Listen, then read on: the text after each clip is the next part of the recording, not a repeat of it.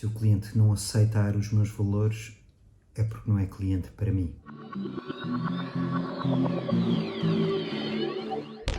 Olá, neste episódio vou aprofundar um tema que abordei no segundo episódio do podcast, onde fiz uma introdução à gestão financeira do freelancer. É um dos assuntos que mais confusão nos causa enquanto profissionais independentes, sejamos mais ou menos experientes. Como é que podemos atribuir um valor ao nosso trabalho? Será que existe um valor de tabela para a criatividade? Vou partilhar contigo a minha experiência neste campo, uma fórmula que arranjei para chegar ao meu valor por hora, a criação de uma tabela de preços e a metodologia para otimizar um orçamento. Tenha em conta que esta é a minha experiência, tem resultado comigo, poderá não resultar contigo. Eu consegui arranjar uma fórmula que me fez perder o receio de apresentar os meus valores aos clientes. É uma fórmula matemática simples que me ajudou a chegar ao meu valor e da qual não abdico. Se o cliente não aceitar os meus valores, é porque não é cliente para mim. Ponto. Como pode o freelancer estabelecer um valor por hora? Este é o momento em que a informação que encontras online menciona que tens de ter em conta as tuas habilitações académicas, a tua experiência profissional, que tens de calcular os teus custos mensais, etc.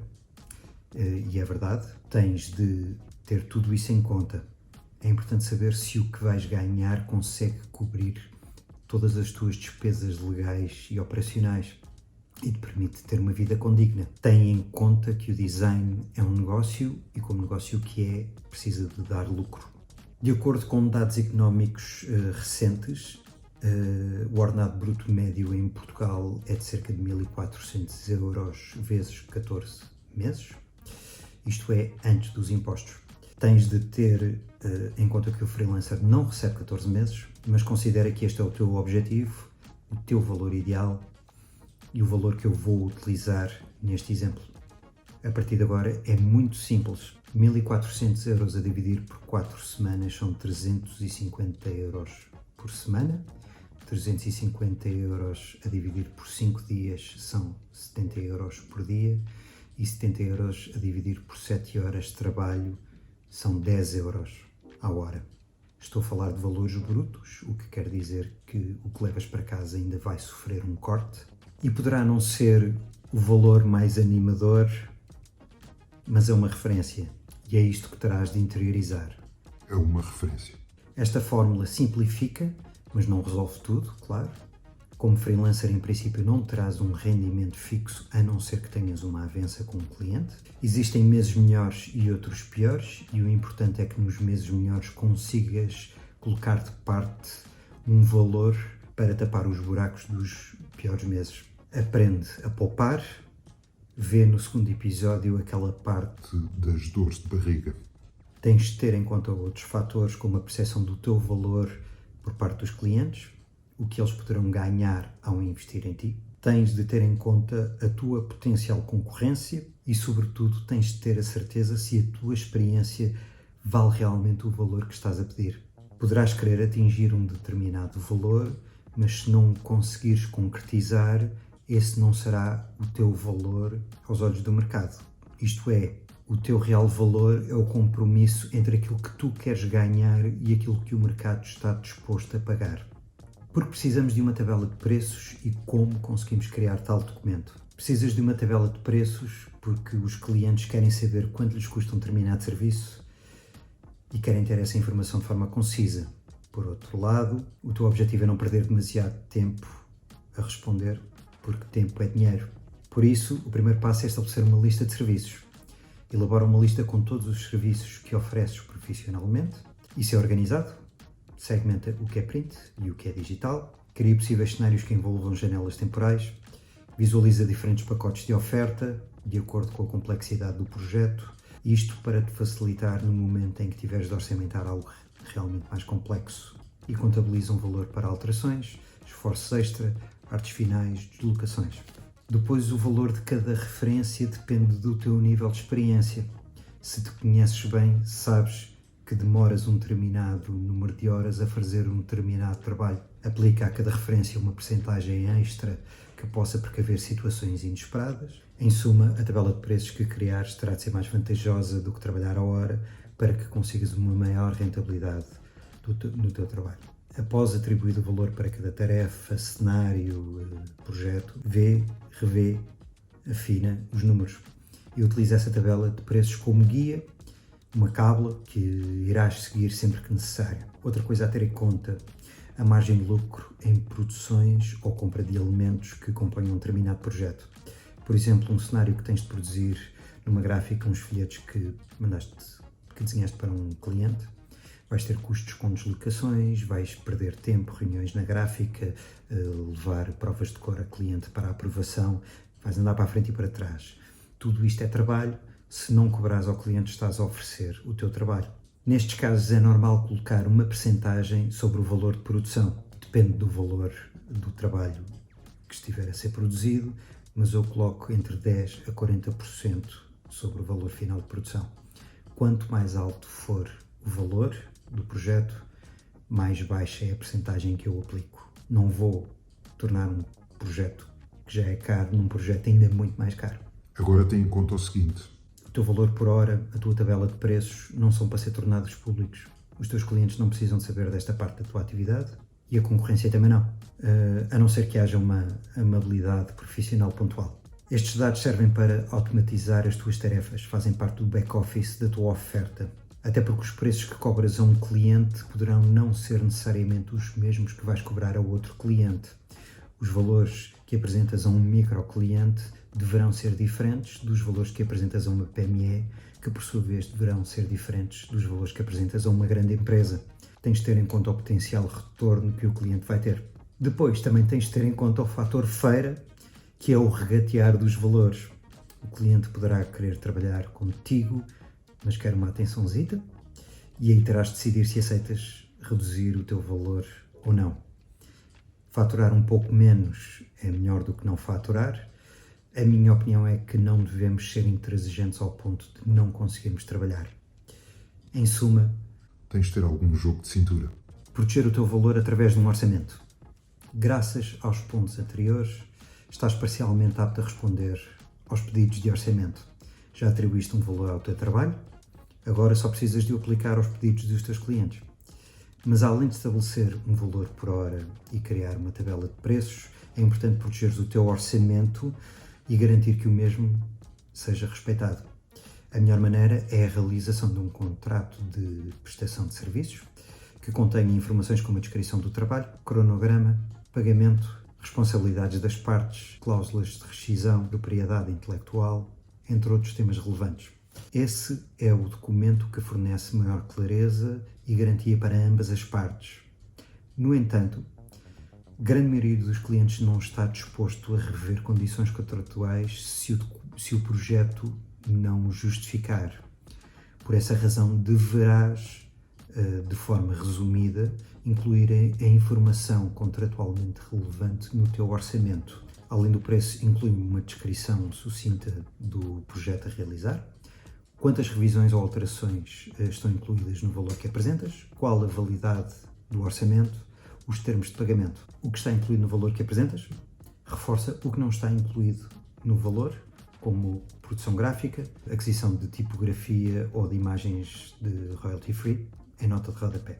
E aconselha que todas as comunicações entre ti e o cliente fiquem escritas por e-mail. Pede ao cliente que te aprove o orçamento por escrito, não é um substituto formal de um contrato de prestação de serviços, mas poderá ter alguma relevância legal, além de proteger contra mal-entendidos. Trabalhar a hora ou a preços de tabela. Existem vários cenários, vou contar-te 3 cenários que estou atualmente a utilizar com diferentes clientes meus. Tenho um cliente para quem trabalha a hora. Temos um acordo desde 2019, um valor para todo o tipo de trabalho. Dentro da minha oferta, claro. O valor vai sendo atualizado tempos a tempos. Não faço distinção de tarefas, não distingo o que é identidade, do que é campanhas, do que é apresentações comerciais.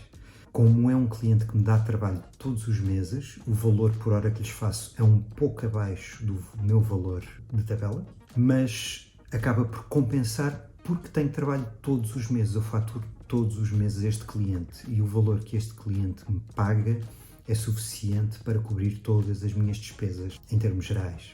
Tenho outros clientes que não querem uma relação muito complicada, por isso só querem saber o valor que vão ter que pagar por um determinado trabalho. Não existem acordos para lá do orçamento que apresento. Há que saber ler os clientes, não devemos tentar pregar, temos de ser práticos. Estes clientes são por norma ágeis, o que faz com que as coisas corram depressa, ou seja, orçamenta-se, concretiza-se, fatura-se. Tenho um cliente que me contrata por períodos de tempo, 2 ou 3 semanas de cada vez, em 2 ou 3 ou 4 ocasiões por ano, para fazer todo o trabalho que houver para fazer. Também não há distinção de tarefas. Como não tenho trabalho todos os meses com este cliente, neste caso eu cobro o meu valor por inteiro, que é apresentado no orçamento prévio. E apresento o valor por dia, o valor por semana e o valor total que está programado. Vou adicionar a este episódio um ponto que não estava inicialmente planeado, mas graças ao vosso feedback no Instagram achei relevante mencionar a gestão de clientes. E não há gestão a clientes sem a gestão de expectativas.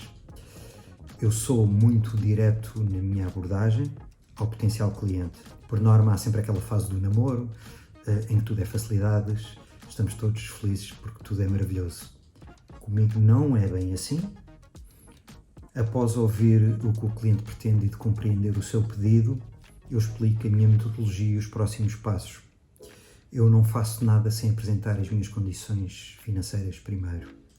Para mim já chega de trabalhar e ver o fruto do meu trabalho ser recusado por causa de preço.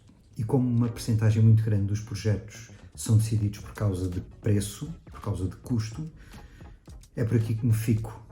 Perco o tempo necessário para apresentar os valores ao cliente e este é o único trabalho grátis que ele tem de mim. Concursos. Não participo. Os concursos são momentos de pura especulação do cliente. Só participo em concursos com regras bem definidas e com fee de rejeição, que nunca há. Ou então participo se for apenas uma consulta de valores.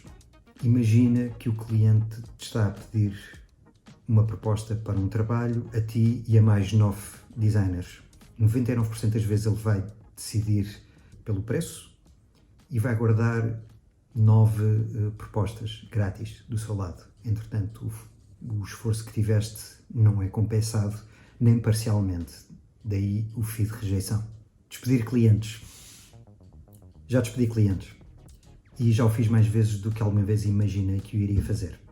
Já despedi um cliente por este não dar o devido valor ao meu trabalho. Quando recebi um briefing, o trabalho era X valor por X trabalho. A determinada altura já tinha feito bem mais do que estava planeado. Quando apresentei o valor referente ao trabalho extra, este foi recusado. Assumi como perdido o trabalho que fiz a mais e cobrei apenas o trabalho que estava planeado. Quando fui contatado por esse cliente para outro projeto, recusei. Despedi outro cliente por este não ser suficientemente organizado e conhecedor do trabalho que desenvolve. Isto pode parecer parvo, mas o esforço que eu teria de fazer para gerir esse cliente iria ser tão grande que teria de cobrar mais. À parte de ele não conhecer o que envolve o meu trabalho, ele já estava a queixar dos meus valores. Eu já tinha uma relação com esta empresa há 4 anos, não necessariamente com a pessoa com quem estava a falar, com o novo diretor de marketing, mas ele fez uma entrada a pé juntos e disse que o meu custo era muito alto e que tinha de ser revisto. Ora, eu ao fim de 4 anos, sem rever o valor que era justo a ser revisto, seria para cima e nunca para baixo. Além do mais, e isto aconteceu-me recentemente e foi a gota d'água, pediu-me para lhe fornecer os ficheiros editáveis de um determinado projeto. Apresentei-lhe um valor por isso. Tenha em conta que ao forneceres os ficheiros editáveis do teu trabalho ao cliente, estás a pôr em causa futuras colaborações com o cliente. Nada o impede de ele pegar nos teus ficheiros editáveis e de os dar a um designer que cobra menos. Ele não compreendeu porque eu lhe estava a cobrar por isso. Apesar de lhe ter explicado, continuou a fazer o seu papel de virgem desonrada. Acabou-se a relação. O cliente tem todo o direito de usar o teu trabalho final, pois é para isso que ele te contrata e te paga.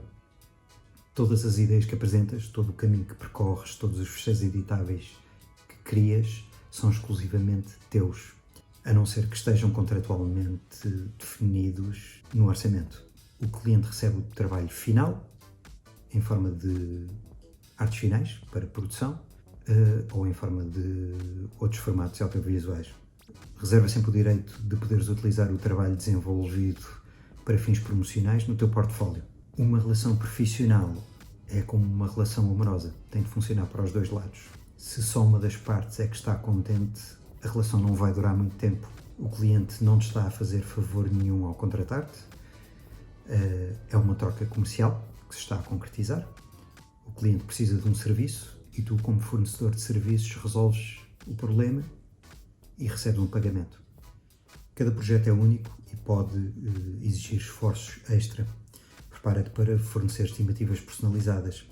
Certifica-te que a informação que partilhas com o cliente é clara e honesta e cumpre.